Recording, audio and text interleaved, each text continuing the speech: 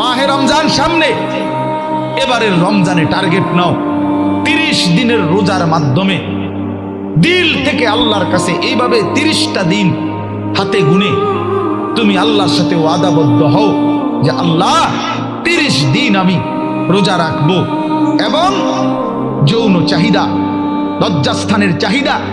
অশ্লীলতা, বেহায়াপনা, নর্তকী, নাচ গান, উলঙ্গ ছবি দেখা, নারীকে নিয়ে চিন্তা ভাবনা, মেয়েকে নিয়ে অশ্লীল চিন্তা ভাবনা, অবৈধ কোনো প্রেম সম্পর্ক, হারাম কোনো রিলেশন, এই সব ত্যাগ করে বন্ধু 30টা দিন মনোযোগ দিয়া রোজা রাখো, তারাবি পড়ো, ইফতার করো, সাহারি করো, তাসবিহ পড়ো, তেলাওয়াত করো, কোনো আলেমে দ্বীনের সাথে উঠা বসা করো,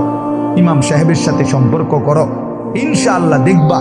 আল্লাহ চাহে তো 30 দিনের মাথায় আল্লাহ বলেন লাআল্লাকুম তাত্তাকুন, আমি আল্লাহ ওয়াদা দিলাম মোমেন তোকে মুত্তাকি বানিয়ে দেব।